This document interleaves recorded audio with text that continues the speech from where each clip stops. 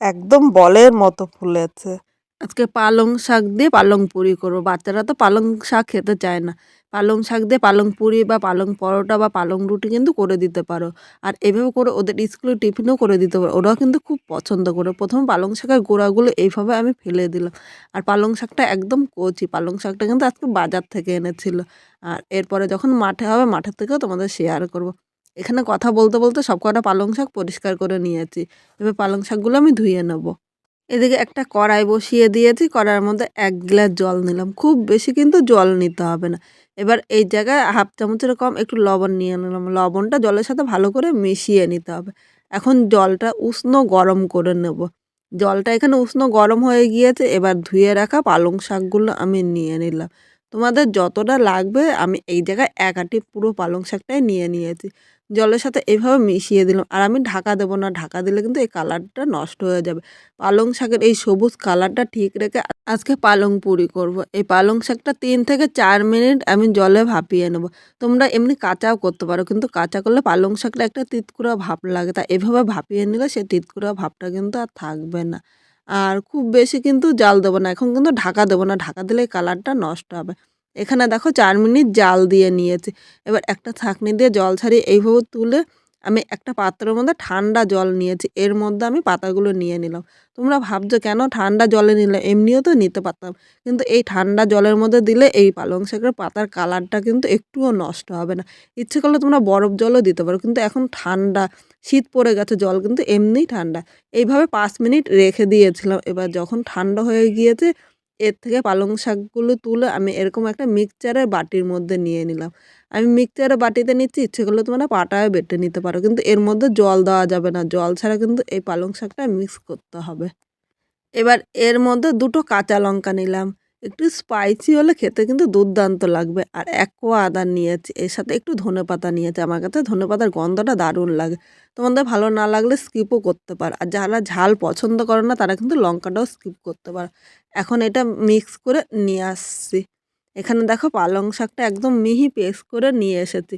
এবার এটা সরিয়ে আমি একটা পাত্র নিয়ে নিলাম। এখানে আমি একটা বাটি নিয়েছি। এই বাটির মাপেই আমি সবকিছু নেব। এখানে দেখো ১ বাটি ময়দা, এর সাথে আমি আরেক বাটি আটা নিয়েছি। আজকে আটা ও ময়দা দুটো মিশিয়ে করব। ইচ্ছে করলে তোমরা শুধু আটা বা শুধু ময়দা দিয়েও করতে পারো। আর শুধু আটা দিয়ে করলেও কিন্তু বেশি ভালো হয়। কিন্তু শুধু লুচি তো, শুধু আটা দিয়ে ভালো লাগে না। এখানে আমি ২ বাটি নিয়েছি, তোমাদের কম বেশি করে নিয়ে নেবে। এরপর এখানে আমি ১ চামচ লবণ, মানে স্বাদ অনুযায়ী লবণ নিতে হবে। আর ২ চামচ আমি সাদা তেল নিয়েছি। আচ্ছা, সাদা তেলের পরিবর্তে তোমরা কিন্তু ঘিও নিতে পারো।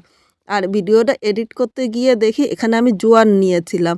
সেই ভিডিওটা স্কিপ হয়ে গিয়েছে। একটু জোয়ান দিলে অনেকেই লুচি খেতে চায় না গ্যাসের ভয়ে।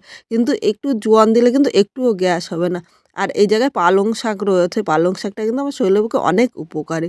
এখানে শুকনো উপকরণগুলো একবার মিশিয়ে নিয়েছি। এবার এর মধ্যে আমি পালং শাকের পেস্টটা নিয়ে নিলাম। এখানে কিন্তু ১ম এ জল নেব না। ১ম এ পেস্টটা দিয়ে আর আটা ও ময়দাটা ভালো করে মেখে নিতে হবে। আর মাখতে, মাখতে যদি মনে হয় যে জল লাগবে, আর এখানে দেখো বাটিতে অনেকটাই লেগে আছে। তাই বাটিটা ধুয়ে সামান্য একটু জল নিলাম। একসাথে কিন্তু খুব বেশি জল নেব না। খুব বেশি জল নিলে কিন্তু নরম হয়ে যাবে। খুব বেশি নরম বা খুব বেশি পাতলা করব না। আমরা নরমালি যেরকম রুটি করি তার থেকে সামান্য একটু শক্ত করে এভাবে বেলে নিতে হবে। এবার এটা ২০ থেকে ৩০ মিনিট রেখে দেবো। আর আমার হাতে সময় কম, তাই কিন্তু আমি বেশি সময় রাখছি না। তোমাদের কাছে যদি সময় থাকে তাহলে একটু বেশি সময় ধরে কিন্তু রেখে দিতে পারো। আমি এখন ঢাকা দিয়ে রেখে দিলাম। ৩০ মিনিট পর ঢাকনিটা তুলে নিলাম। আর এখানে দেখো মাখাটা কতটা নরম হয়েছে। আর তখন যদি নরম করে মাখতাম তাহলে কিন্তু আরও নরম হয়ে যেত। আমার কাছে হাতে কম সময় ছিল তাই আমি ২০ মিনিট রেখেছি। আর তোমাদের কাছে যদি সময় বেশি থাকে তাহলে এর থেকে বেশিও কিন্তু রেখে দিতে পারো। এবার আমি আরেকবার মেখে নিলাম। আর এখন কিন্তু আমি এই জায়গায় আটা বা ময়দা আর দেবো না। কারণ যেহেতু লুচি করব, খুব বেশি শক্ত হলে কিন্তু লুচিগুলো খেতে ভালো লাগবে না তখন। এখানে দেখো ২ থেকে ৩ মিনিট মেখে নিয়েছি। এবার আমি লেচি কেটে নেব। আমরা নরমালি যেরকম রুটি করি তার থেকে কিন্তু একটু ছোট, ছোট করে লেচিটা কেটে নিতে হবে। এইভাবে দেখো একদম খুব বেশি বড় বা খুব বেশি কিন্তু ছোট করিনি। এইভাবে মাঝারি সাইজ করে লেচিগুলো কেটে নিলাম। এদিকে একটা কড়াই বসিয়ে দিয়েছি। কড়াইয়ের মধ্যে আমি সাদা তেল নিয়ে নিলাম। অবশ্য এই লুচিটা ভাজতে কিন্তু সাদা তেল নেবে। এবার এই তেলটা গরম হতে, হতে এদিকে আমি লুচিটা বেলে নেব। আর একটা চপার পেতে নিচে কিন্তু একটা কাপড় পেতে নেবে, নাহলে কিন্তু বেলার সময় চপারটা নড়তে পারে। আর এই জায়গায় 1 চামচ আমি সাদা তেল নিয়ে নিলাম। এবার দেখো এইভাবে সামনে ও পেছনে বেলে আবার একটু ঘুরিয়ে এভাবে বেলবো। আর এর থেকে কিন্তু বেশি বেলবে না, তাহলে কিন্তু লুচিটা ফুলবে না। আর এইভাবে করলে কিন্তু লুচিটা খুব সুন্দর ফুলবে। এইভাবে প্রথমে সবকটা লুচি আমি বেলে নেব। আর প্রথমে যদি একা করতে যাই এইভাবে লুচিগুলি বেলে নিলে আমার ভাজতেও কিন্তু খুব তাড়াতাড়ি হয়ে যাবে। এখানে সবকটা লুচি বেলে নিয়েছি। দেখো এইভাবে বেললে কিন্তু ভাজতে খুব সুবিধা হয়। আর একা হাতে কাজ করলে কিন্তু এইভাবে তোমরা আগের থেকে বেলে নিতে পারো। এদিকে কড়াইতে দেখো তেলটা কিন্তু ভালো করে গরম করে নিয়েছি। অবশ্যই লুচি ভাজার সময় তেলটা ভালো করে গরম করে নিতে হবে। এবার এখন মিডিয়াম টু লো আগুন দিয়ে দিলাম, কারণ তেলটা খুব গরম হয়ে গিয়েছে। আর এইভাবে লুচিগুলো আমি বেলে নেব। দেখো লুচিটা কিন্তু খুব সুন্দর ফুলেছে, একদম বলের মতো।